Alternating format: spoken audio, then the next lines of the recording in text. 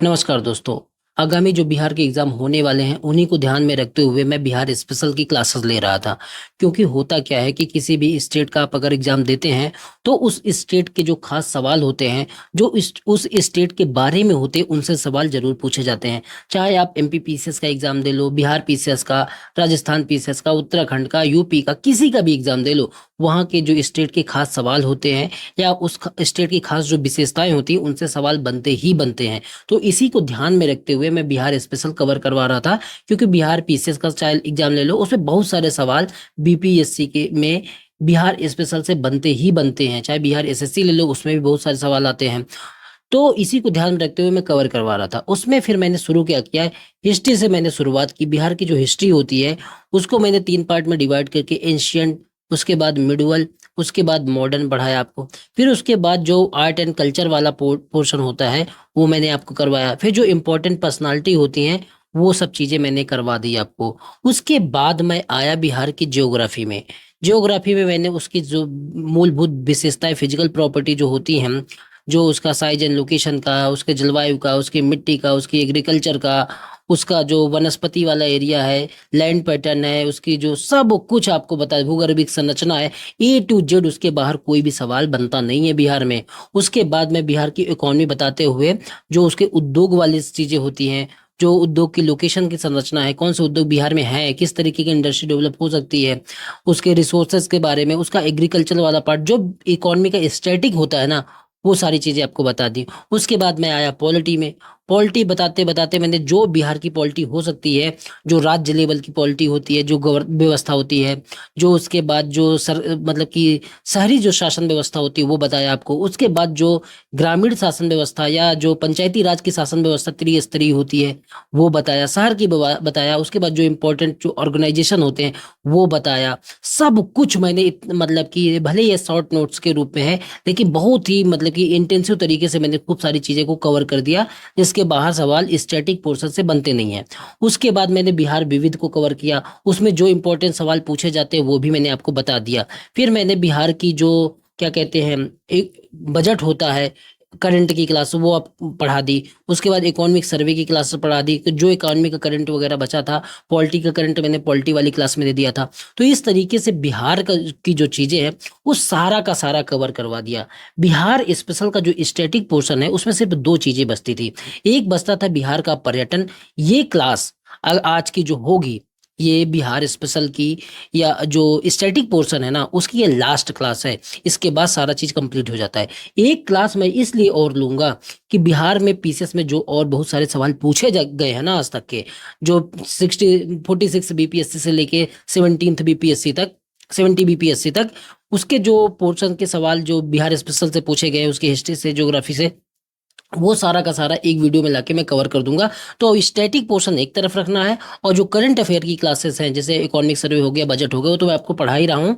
उसकी बहुत सारे करंट अफेयर के 2-3 क्लास और डाल दूंगा बिहार स्पेशल वाले, जो मतलब कि बिहार के स्पेशल जो करंट होता है, तो आपका पूरा का पूरा एरिया कवर हो जाएगा। फिर कुछ भी आपको मतलब कि टेंशन नहीं होगी कि मेरा ये कवर नहीं है। ठीक है। तो आज की जो क्लास है वो बिहार पर्यटन के बारे में है। इसको आप कवर कर लेते हो तो आपका जो बिहार स्पेशल का स्टैटिक पोर्शन है वो पूरी तरीके से कवर हो जाता है। देखो, इसमें ऐसा नहीं है कि बिहार पर्यटन में बताते हो जो आज की बहुत सारी चीजें हैं कि बिहार में इतना पर्यटक आए, इतना पर्यटक गए, या कुछ फालतू वाली चीजें, वो नहीं कवर कर रहा। जो एग्जाम ओरिएंटेशन के हिसाब से ठीक है, सिर्फ वही चीजें कवर कर रहा जो पूछी जा सकती है, जो पूछी गई हैं।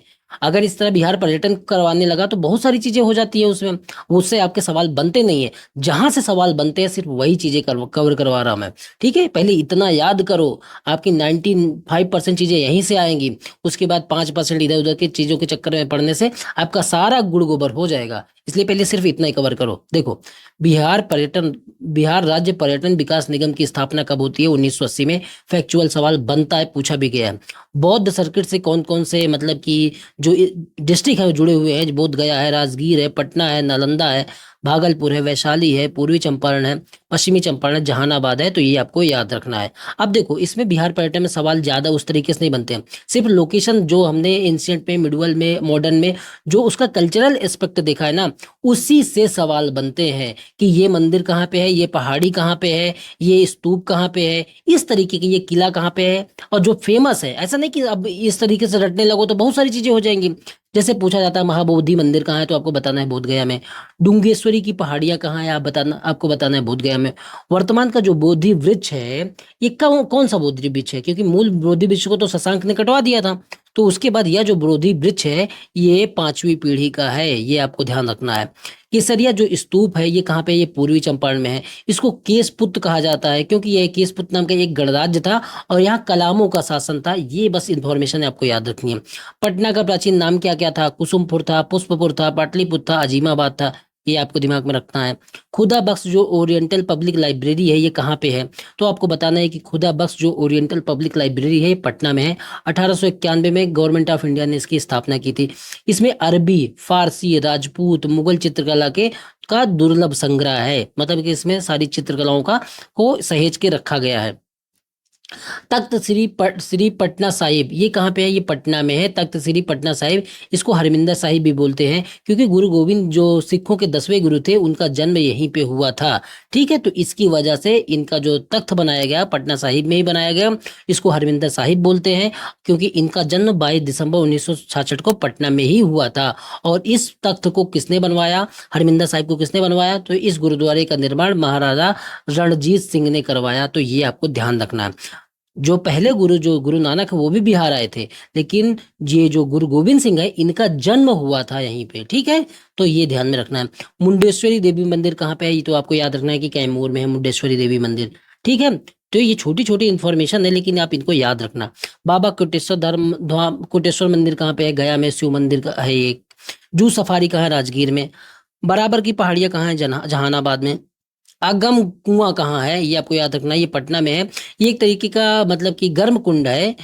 ये जो अगम कुआं है, ये शीतला माता के लिए फेमस है, और ऐसा बोला जाता है कि इसमें अगर आप नहाओगे, क्योंकि गर्म जो कुंड होते हैं, उसमें ऐसा होता है कि बहुत सारे जो मतलब कि बीमारियां होती है, उनमें नहाने से दूर हो जाती हैं। तो इसलिए शीतला माता, इसको धार्मिक रूप से भी जोड़ दिया जाता है।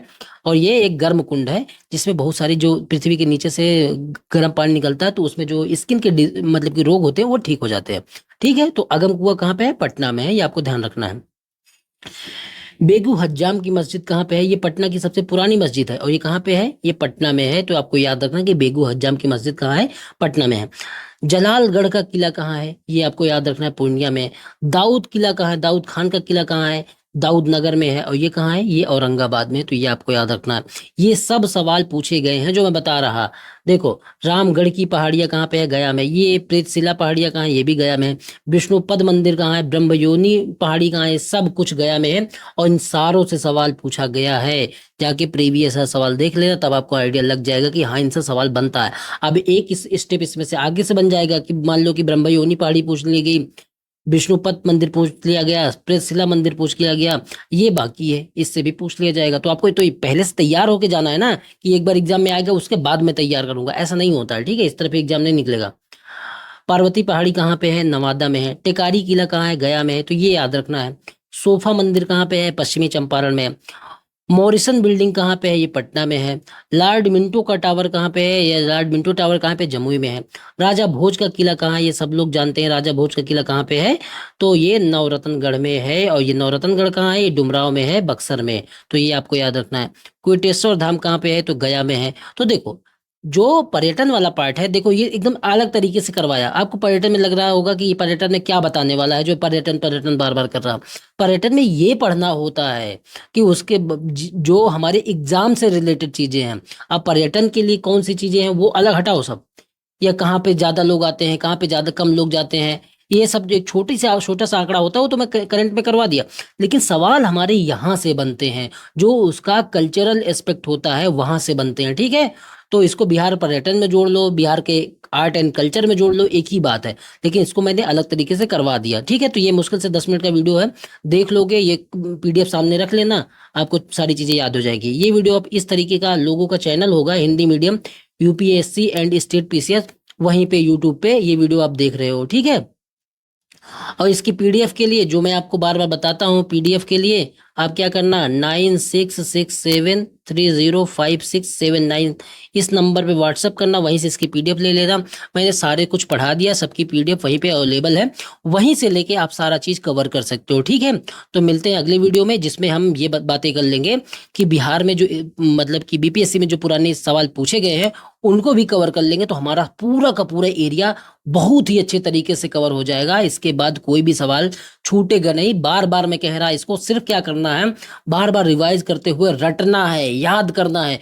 बीपीएससी का जो एग्जाम है ना, दूसरे पीसीएस से या यूपी पीसीएस से बहुत डिफरेंट है, क्योंकि यूपी पीसीएस में थोड़ा सा यूपीएससी के करीब जाने की कोशिश कर रहा, तो उसमें थोड़ा सा सवाल जो है कॉन्सेप्चुअल लेवल के या फैक्चुअल से थोड़ा हटने लगा है। नहीं, फैक्चुअल भी आते हैं, ऐसा नहीं कि फैक्चुअल नहीं आते हैं, लेकिन थोड़ा सा कॉन्सेप्ट की तरफ भी जाने लगा है। लेकिन बिहार अभी वहीं पे रुका हुआ है, उसमें फैक्चुअल इंफॉर्मेशन जो लूसेंट टाइप की चीजें होती हैं उनको ज्यादा पूछा जाता है, तो उसी हिसाब से अपनी तैयारी भी करनी है। मेरा मन किस तरीके की तैयारी करने का कर रहा, मेरा मन मतलब कि बहुत ज्यादा कॉन्सेप्ट पढ़ने का कर रहा, तो उससे फिर आपका एग्जाम नहीं निकलेगा, आपको चीजें समझ जरूर आ जाएंगी, लेकिन एग्जाम की जिस तरीके से पूछा जाए तैयारी उसी हिसाब से की जाती है। एक सीट लो, उसके बाद अपना जिंदगी में पढ़ते रहना, उससे क्या मतलब है, ठीक है। चलो मिलते हैं अगले वीडियो में।